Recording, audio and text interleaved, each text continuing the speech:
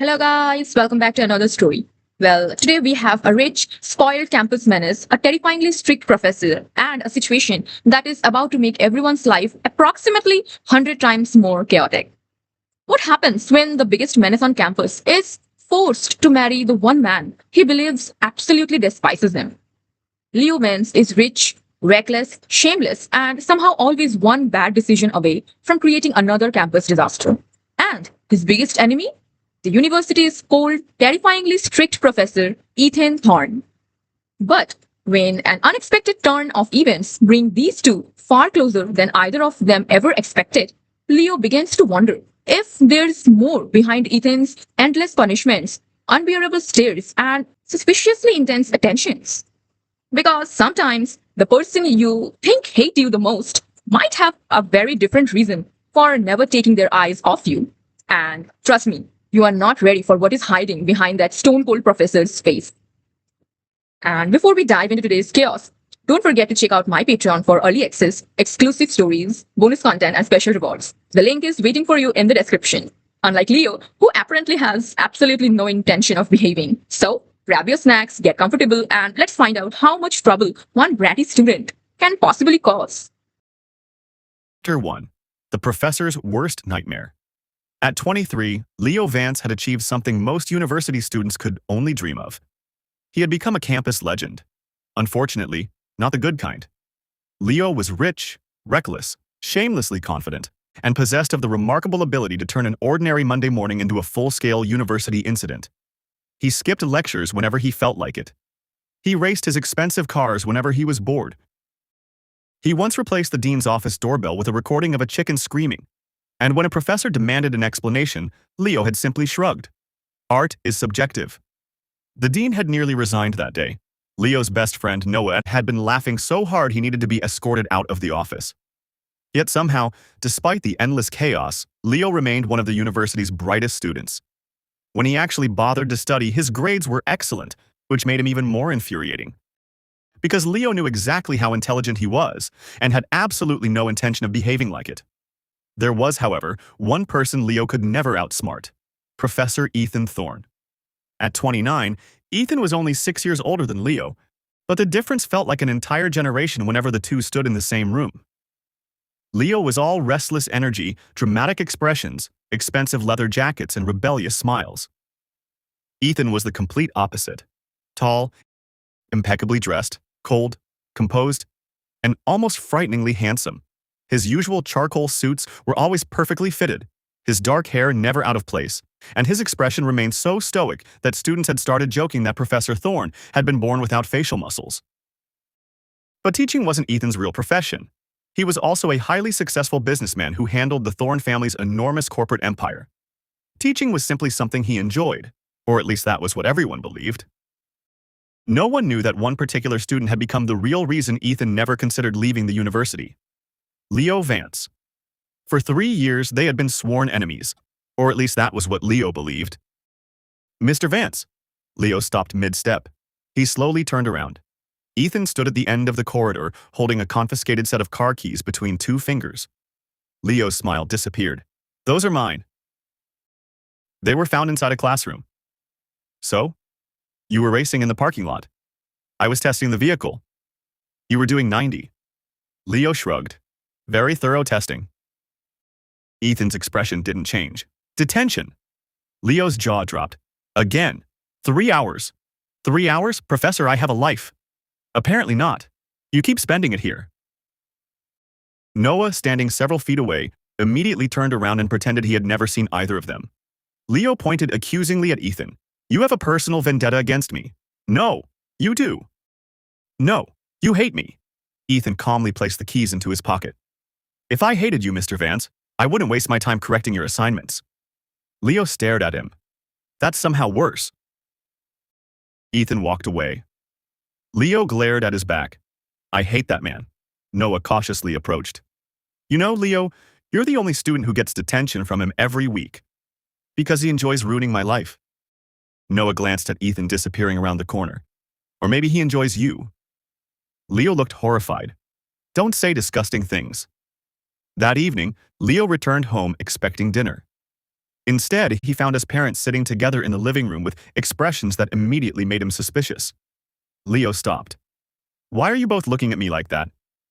His mother smiled. "We need to discuss something." "No.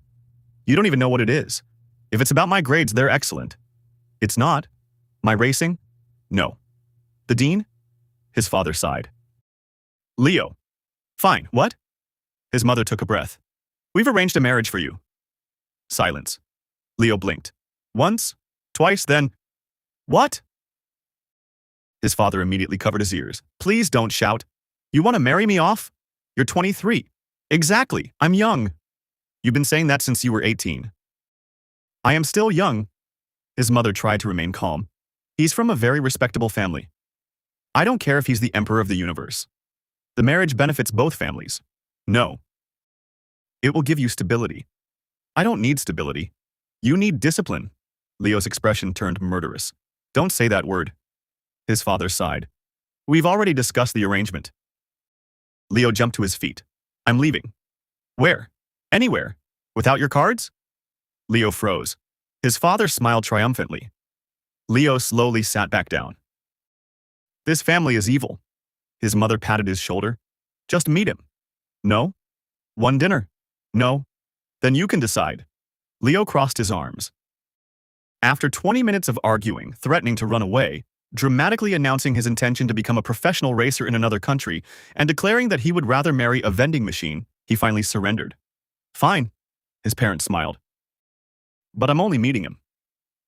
The private dining room was elegant, expensive, and painfully quiet.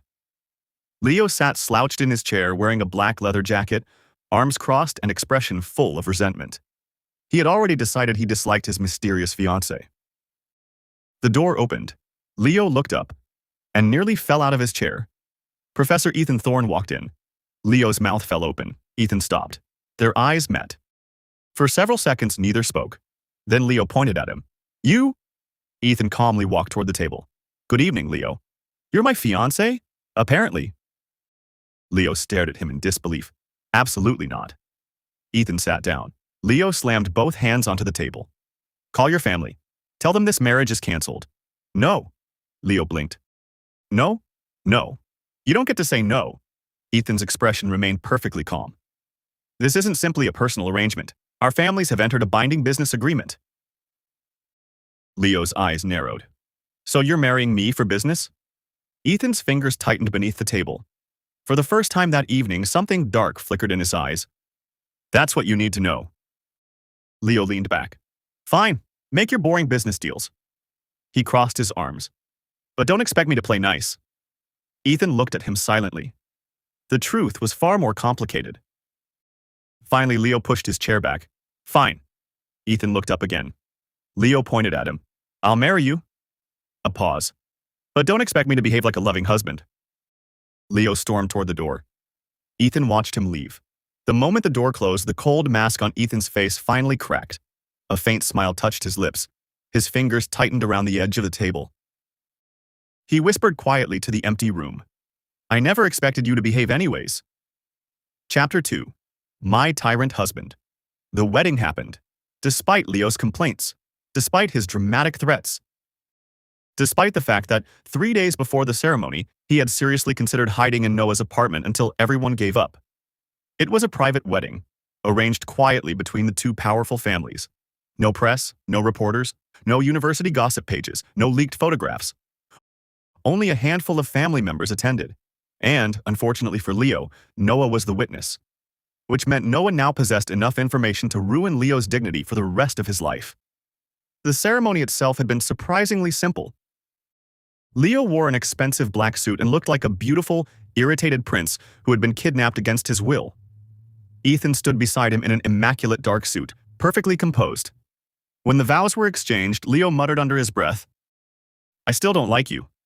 Ethan calmly replied, "I know." Noah, standing behind them, nearly choked. After the ceremony, he leaned toward Leo. "You're officially married to your professor." Leo glared. "Don't remind me." Noah glanced at Ethan. "At least he's handsome." "You're supposed to support me." "I am. I'm supporting your decision to marry a walking skyscraper." Ethan looked at them. Both immediately became silent. Married life began the next morning. Leo woke up expecting his new husband to remain exactly the same cold, distant professor he had known for 3 years. Instead, he discovered that Ethan had apparently developed an entirely new hobby. Controlling Leo's life, not dramatically, not loudly, just relentlessly. Leo would reach for his car keys. Ethan would take them first. "Where are you going?" "The track." "I'm coming." Leo stared. "Why?" "Because you're reckless. I'm a professional racer." "You're my husband." "That's not an answer." "It is." And that was how Leo found himself sitting in the passenger seat while Ethan drove them to the racing track. Leo spent the entire journey complaining. Ethan spent the entire journey driving in silence. The problem began when they arrived. People stared. Not at Leo, at Ethan. The notoriously handsome professor had somehow looked even more impressive outside the university, dressed in a perfectly tailored suit and expensive watch. A group of women whispered nearby. A few men glanced over. Someone even asked Ethan for a photograph. Leo's expression darkened, then darkened further, then became absolutely murderous. Ethan glanced sideways. "What?" "Nothing. You've been glaring at people for 5 minutes." "I'm not." "You are." Leo folded his arms. "Stop looking so handsome." Ethan blinked. "What?" "You're doing it deliberately." "I'm standing here." "Exactly." Ethan stared at him for several seconds. Then, without another word, he took Leo's hand and led him toward the car. "Hey, I wasn't finished." "We're going home." "I hate you." "I know." By the time they reached home, Leo was still sulking. He disappeared into his room. An hour later, he opened his door. On his desk sat his favorite snacks, the exact ones he always bought after stressful days. Leo stared at them. Then at the empty hallway. He knew who had bought them. Of course he did, yet Ethan never mentioned them. He simply continued working in his study as though nothing had happened. Leo grabbed one of the snacks. "Idiot." A tiny smile appeared on his lips. Months passed like that. Their marriage slowly became a strange mixture of chaos and quiet domesticity. Leo would complain that Ethan was too strict. Ethan would silently fix Leo's crooked tie. Leo would announce that he was starving. Ethan would already have ordered his favorite food. Leo would fall asleep on the living room sofa. Ethan would carry him upstairs without waking him. Leo would forget his umbrella. Ethan would somehow appear outside with one. And whenever Leo asked how Ethan knew what he needed, Ethan simply replied, "I pay attention." Leo thought it was annoying. Noah thought it was terrifying, because Noah was beginning to notice something. Ethan didn't merely pay attention. Ethan remembered everything. Leo's schedule, his favorite meals, his coffee order, the days he had important assignments, when he hadn't slept enough, when someone had upset him, even which students Leo disliked.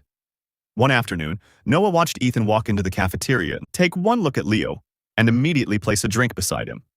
Leo hadn't even asked. Noah slowly turned toward his friend. "Leo." "What?" "Your husband is either secretly in love with you," Leo continued eating, "or secretly planning your murder." Leo nodded seriously. "Obviously murder." Noah pointed at the flowers Ethan had sent that morning. "Then why did he send you flowers?" Leo stared at the bouquet. Threatening flowers. Noah sighed. "You're both insane." At university, things became even stranger. Ethan's presence around Leo had always been noticeable. Now it was impossible to miss. If a male student spoke to Leo for too long, Ethan somehow appeared nearby. If someone casually touched Leo's shoulder, Ethan's gaze immediately hardened. If someone flirted with Leo, Ethan's expression became so cold that the poor student usually remembered an urgent appointment somewhere else. Leo noticed. Of course he noticed. But instead of being frightened, he became increasingly convinced that his husband was simply a possessive tyrant. One afternoon, a student approached Leo with a nervous smile. "Leo, would you maybe like to—" "Ethan's office." The student froze. Ethan stood several feet away. His expression was completely emotionless. The student swallowed. "Never mind." He walked away. Leo stared after him, then looked at Ethan. "You scared him." "No. You absolutely did." Ethan said nothing. Leo narrowed his eyes. "You're jealous." "No. You are." "No." Leo grinned. "My husband is jealous." Ethan simply turned and walked away. Leo followed him, laughing. You are. Behind his stoic expression, Ethan's thoughts were considerably darker. Nobody touches what belongs to him. Not anymore. Yet there was something else Leo had started noticing. People treated Ethan differently. Executives came to the university specifically to meet him. Faculty members lowered their voices around him. The dean consulted him about major decisions. Even senior administrators seemed strangely careful whenever Ethan entered the room. One day, Leo watched Ethan walk through the administrative building. Everyone moved aside. Leo frowned. Why does everyone act like he's the owner? Noah shrugged. Maybe he is. Leo laughed. Imagine. But the thought stayed with him. Several more months passed. Their marriage settled into a comfortable rhythm. They argued. They teased each other. They competed over absolutely ridiculous things. Leo stole Ethan's shirts.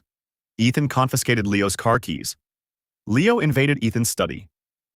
Ethan carried Leo back to bed when he fell asleep on the couch. And somehow, beneath all the chaos, they became closer. Still, Leo couldn't shake the feeling that there was something about Ethan he didn't understand, something hidden beneath that perfectly controlled face. He was about to discover exactly how deep it went. It was past 9 at night when Leo found himself alone in the university library. Most students had already left. Leo had stayed behind to finish a research paper, only to realize he had left his primary sourcebook in the department lounge. Unfortunately, the lounge was directly beside Ethan's office. Leo sighed. Of course. He quietly walked through the second-floor hallway. The university was almost completely silent. Then he noticed it. A thin line of light beneath Ethan's office door. Leo frowned. He's still here? He approached quietly. Maybe he could grab his book and leave before Ethan noticed. Leo pushed the door open by an inch, then froze. His heart stopped. Ethan stood with his back to him. His tie was loosened. His top shirt button was undone. His usually perfect hair was slightly messy, as though he'd been running his fingers through it repeatedly. But that wasn't what shocked Leo. It was the desk. Spread across the mahogany surface were photographs. Photographs of Leo. Leo laughing at a cafe. Leo studying in the library. Leo at the racing track. Leo with Noah. Leo at family gatherings, their wedding. And one photograph that made Leo's breath catch. Leo sleeping on their bed in their room. His first night as Ethan's husband. Leo stared. What? A shadow suddenly fell over him. The door opened completely. Ethan stood there. His eyes widened for a fraction of a second. Then, the familiar cold mask returned. You're out late, Mrs. Thorne. Leo slowly turned. Ethan. His voice was barely above a whisper. He pointed toward the desk. What is all this? Ethan didn't answer. He stepped inside. The door clicked shut behind him. For once, he didn't try to hide anything. He simply looked at Leo. And something inside his expression finally broke. Do you really think I hate you? Leo's heart hammered. Ethan stepped closer. His voice was low, almost painfully restrained. Do you have any idea how much self-control it took to sit across from you every day and pretend you were just another student? Leo couldn't speak. To watch people stare at you. Ethan's jaw tightened. And pretend it didn't bother me. He stopped inches away. The cold professor was gone. There was only a man who had spent years hiding something far too intense. I spent 3 years pretending I could survive being near you without wanting you. Leo's eyes widened. Every detention, every punishment, every time Ethan had appeared at exactly the right moment. Every time that unreadable gaze had followed him across a room. Suddenly, none of it looked like hatred anymore. Ethan's voice dropped to a whisper. I didn't want an arranged marriage, Leo. He looked directly into his husband's eyes. I wanted you. Leo's breath caught. And now that I finally have you under my roof. Ethan's expression softened with something almost frighteningly devoted. Hiding it is tearing me apart. I had been in love with you for years. When the first time I saw you in the racing track, you were only 20 years old, smiling, looking all beautiful in sunshine. I lost my heart to you then all at once. For the first time in 3 years, Leo wondered if he had completely misunderstood his greatest enemy. Because Professor Ethan Thorne had never hated him. Instead, he had been obsessed with him all along. Chapter 3. The hunter was the hunted. For approximately 10 seconds after Ethan's confession, Leo simply stared at him. Then his brain caught up. Wait. Ethan said nothing. You wanted me? Yes. All these years? Yes. The detention? Yes. The extra assignments? Yes. The confiscated racing keys? Ethan paused. Those were deserved. Leo's mouth fell open. You're still defending those? For the first time, Ethan's lips twitched. Leo stared. Did you just smile? No. You did. No. You absolutely did. And just like that, the terrifying confession that should have been intensely romantic somehow became another argument between them. Except this time, Leo couldn't stop smiling. Because everything suddenly made sense. The man he had spent 3 years calling his sworn enemy had never hated him. He had been hopelessly, ridiculously, frighteningly in love with him. The truth didn't end there. A few days later, Leo discovered something even more shocking. The business merger that had supposedly brought their families together hadn't been some random arrangement. Ethan had orchestrated it. Every negotiation, every meeting, every carefully calculated business opportunity, all of it. And when Leo's father asked what Ethan wanted in return for finalizing the deal, Ethan had made one demand. Leo. Leo stared at him. You seriously negotiated an entire corporate merger just to marry me? Ethan calmly answered, yes. Noah, who happened to be visiting, nearly dropped his coffee. I knew he was obsessed, Noah muttered, but apparently the man skipped several levels and went directly to corporate warfare. Leo burst out laughing. Ethan simply looked at him. You find this amusing? Very. You should be angry. I'm trying. You aren't succeeding. No, Leo grinned. Then he wrapped his arms around Ethan. Ethan immediately hugged him back. No hesitation, no restraint, no cold professor facade, just Ethan, his husband, the man who had apparently been silently losing his mind over him for years. Once Ethan stopped pretending, their married life became completely ridiculous, and so was their blooming love. The terrifying Professor Thorne disappeared whenever they were alone.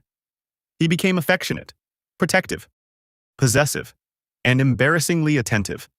Leo would wake up to find breakfast already prepared. If he complained about being tired, Ethan would cancel whatever unnecessary plans Leo had made. If someone bothered him, Ethan handled it. If Leo wanted something, Ethan somehow obtained it before Leo finished asking. And if Leo deliberately caused trouble, Ethan would stare at him for several seconds, then sigh, then fix the problem. Noah witnessed enough of this to become their unofficial relationship commentator. One afternoon, he watched Ethan silently place Leo's favorite dessert in front of him. Noah stared.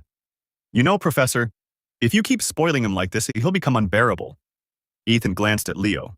He already is. Leo gasped. Excuse me? Ethan calmly took another bite of his own dessert. But he's mine. Noah slowly put down his fork. I need new friends. Leo's grin became enormous. The strangest part was that nobody at university knew. To everyone else, Professor Ethan Thorne was still the terrifying young professor. Leo was still the notorious campus menace. Nobody knew they went home together. Nobody knew they shared a bedroom. Nobody knew Leo stole Ethan's shirts. Nobody knew Ethan kept Leo's favorite snack stocked in every room. And absolutely nobody knew that the coldest man on campus slept with one arm wrapped tightly around the university's biggest troublemaker. Noah was the only person outside their families who knew. And Noah considered this information a personal burden. Do you understand how difficult it is, he complained one afternoon, to watch everyone think you're single while I know you're married to their terrifying professor? Leo shrugged. Sounds like a you problem. It is absolutely a me problem. Then, only days before graduation, everything changed again. Leo had been feeling strangely tired. At first, he blamed his final assignments. Then, the exhaustion became impossible to ignore. After a doctor's appointment, Leo walked out holding a small report. He stared at it, then looked at Ethan, then back at the report. Ethan. Ethan immediately became alert. What happened? Leo slowly smiled. We're going to have a baby. For perhaps the first time in his life, Ethan Thorne looked completely stunned. His eyes widened. He stared at Leo, then at the report, then back at Leo. You're pregnant? Leo nodded. A second later, Ethan pulled him into his arms. He held him carefully, almost reverently. His face pressed against Leo's hair. For once, the billionaire businessman, terrifying professor and master strategist, had absolutely no words. Leo laughed softly. Are you crying? No. You are? No. Your eyes are wet. Allergies. Leo laughed harder. Noah's reaction was considerably less dignified. Wait. He stared at Leo. You two just got married 11 months ago and now you're having a baby? Leo grinned. Apparently, Noah pointed at Ethan. You! Ethan raised an eyebrow. Noah lowered his hand. Congratulations. Graduation arrived. The university was overflowing with students, parents, faculty, and distinguished guests. Among the special guests was Ethan, but to everyone else, he was simply Professor Thorne, the university's notoriously cold professor who had been invited as the chief guest. Nobody knew the truth. Leo sat among the graduating students, one hand occasionally resting over his still subtle belly. Noah sat nearby. Ready? Noah whispered. For graduation? No. Noah glanced toward Ethan. For whatever disaster your husband is planning. Leo laughed. You don't know anything. I know that man. That's enough. The ceremony proceeded normally. Awards, speeches, applause. Then Ethan stepped onto the podium. The crowd immediately quieted. He looked every bit like the untouchable businessman everyone knew him to be. Then he reached for the microphone. I would like to make one final announcement. Leo's smile slowly disappeared. Oh no, Noah whispered. I knew it. Ethan's gaze traveled across the crowd, then stopped directly on Leo. My husband is graduating today. Silence. Absolute silence. Leo's jaw dropped. Thousands of students stared. Someone in the audience actually shouted, What? Ethan continued calmly. His name is Leo Vance Thorne. The entire university exploded. Students screamed. Faculty members stared in complete disbelief. Noah covered his face. I am never recovering from this. Leo was laughing helplessly. Then Ethan delivered the second shock. He revealed that he wasn't merely a professor, he owned the university. The crowd erupted again. The icy professor everyone had feared was actually the powerful businessman behind the institution. And then Ethan confessed, publicly, without hesitation. He told everyone that he had loved Leo for years. That the campus menace had been the person he secretly treasured most. That the strict punishments had never been hatred. That he had simply been trying to control feelings that had become impossible to hide. The students were devastated. They thought they could still get a chance to date the hot professor. But their cold, unreachable professor was married. To Leo, the campus brat, and apparently completely obsessed with him. Leo walked onto the stage laughing. You couldn't wait until after graduation? Ethan looked at him. No. Leo shook his head. My ridiculous husband. Ethan reached for his hand. Mine. The crowd screamed again. Noah sighed from his seat. Absolutely unbearable. That night, their residence was quiet. Moonlight spilled across the enormous bedroom. Ethan was asleep beside Leo, one arm wrapped protectively around him. His large hand rested gently over Leo's softly rounded belly. Their baby, their family, their future. Leo was still awake. He looked down at Ethan's peaceful face. A mischievous smile slowly appeared. He gently traced Ethan's jaw. If only you knew. Ethan stirred slightly but didn't wake. Leo smiled. Ethan believed he had been the mastermind. He believed he had orchestrated everything. He believed he had hunted down the rebellious boy he had fallen for years ago and finally claimed him. But there was one little problem. Ethan hadn't been the first hunter. Years earlier, when Leo was 19, he had already seen Ethan at a gala for the first time. Back then, Ethan was 25, CEO, cold, powerful, untouchable. And Leo had taken one look at him and thought only one thing. I want him to be mine and only mine. So Leo had started creating accidents. A dropped book here, a conveniently timed encounter there, a rebellious stunt whenever Ethan happened to be nearby. Every argument, every confrontation, every excuse to force the stoic businessman and professor to remember him. Leo had played the perfect brat. He had made himself impossible to ignore. He ignited the obsession brick by brick for 1 year straight, and the rest then happened automatically. And when the arranged marriage proposal eventually appeared, Leo had already known Ethan was behind it. Because Leo had quietly and very subtly nudged his own parents toward Ethan's company long before the proposal ever reached him. Ethan had believed he was setting the trap. He hadn't realized someone had already built one around him. Leo leaned down and pressed a gentle kiss against Ethan's forehead. You thought you caught me. His smile widened. You poor thing. Ethan unconsciously tightened his arm around him. Leo giggled quietly. He had played the rebellious campus menace perfectly. He had lured the beast. He had let the hunter believe he was winning. And now, he had his professor, his billionaire husband, his obsessed lover, and their little baby. Leo settled back against Ethan's chest, completely satisfied. After all, Ethan Thorne might have thought he was the hunter. But in the end, the hunter had been the one who got hunted.